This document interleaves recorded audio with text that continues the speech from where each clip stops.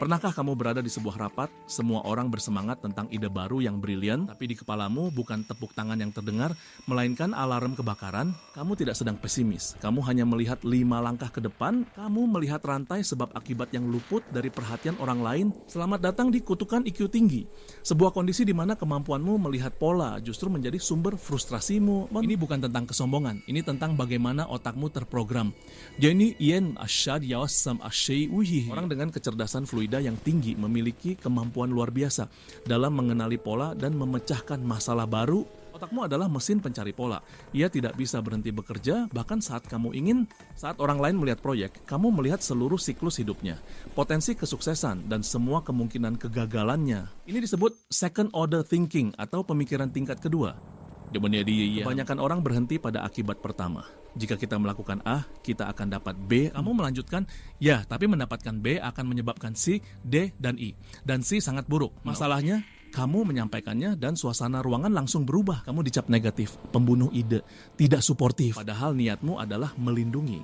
Kamu adalah penjaga mercusuar yang memperingatkan kapal tentang bebatuan, tapi kapten kapal malah marah karena suara klaksonmu mengganggu tidur mereka. Ini mengarah pada isolasi. Kamu mulai ragu untuk berbicara.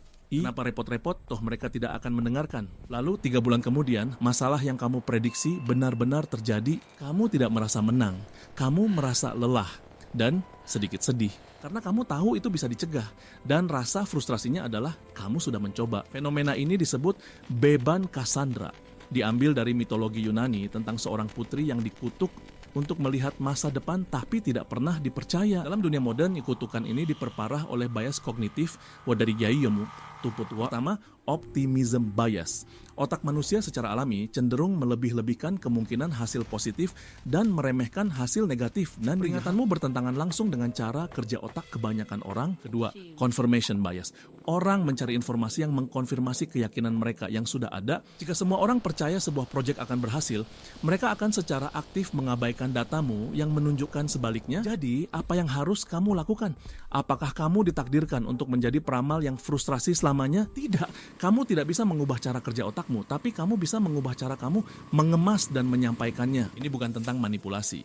Ini tentang komunikasi strategis. Strategi pertama, bingkai ulang dari masalah menjadi peluang. Jangan katakan strategi marketing ini akan gagal karena kita mengabaikan segmen X. Amin mengatakan, saya suka energi dari strategi ini. Ada peluang besar untuk membuatnya lebih kuat dengan menjangkau segmen X. Bagaimana jika kamu tidak menyajikan masalah, kamu menyajikan upgrade. Kamu bukan penghalang, kamu adalah akselerator. Dan strategi kedua, gunakan metode kuda Troya. Sembunyikan peringatanmu di dalam pujian atau pertanyaan yang membangun. Kodita, hasil riset pasar kita sangat menjanjikan.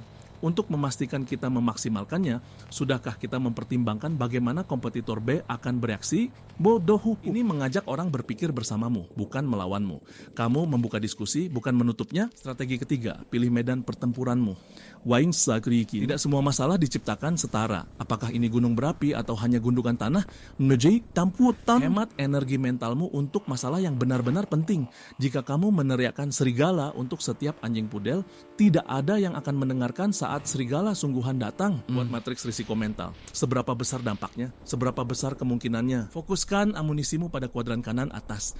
Strategi keempat, temukan penerjemahmu. Jadi setiap organisasi atau kelompok sosial ada orang yang dihormati dan memiliki kecerdasan emosional tinggi. Mereka adalah jembatanmu. Sajikan analisismu kepada mereka secara pribadi. Biarkan mereka membantu menyampaikannya dalam bahasa yang bisa diterima semua orang. Strategi kelima dan yang paling sulit, latih keterpisahan emosional, emotional detachment. Tugasmu adalah menyajikan data dan analisis terbaik. Tugasmu bukan memaksa orang untuk menerima kesimpulanmu. Kamu bisa membawa kuda ke air, tapi kamu tidak bisa memaksanya minum. Terutama jika kuda itu yakin airnya beracun. Setelah kamu menyampaikan peringatanmu dengan cara yang strategis, lepaskan. Hasilnya bukan lagi di tanganmu. Ini akan pada akhirnya kemampuanmu melihat masalah bukanlah kutukan. Itu adalah sebuah radar yang sangat sensitif. Kutukan yang sebenarnya bukanlah radar itu sendiri, melainkan tidak tahu cara membacanya atau tidak tahu kapan harus mematikan volumenya. Dengan menggunakan strategi ini, kamu belajar menjadi pilot yang terampil, bukan penumpang yang cemas. Kemampuanmu untuk melihat apa yang akan datang adalah aset yang luar biasa. Itu bisa menyelamatkan proyek, hubungan, dan bahkan nyawa. Jangan biarkan frustrasi membunuhnya. Sebaliknya, asah itu, kemas dengan baik, dan gunakan dengan bijak karena dunia tidak membutuhkan lebih banyak orang yang optimis secara buta. Dunia membutuhkan lebih banyak arsitek masa depan yang realistis. Dan itu adalah kamu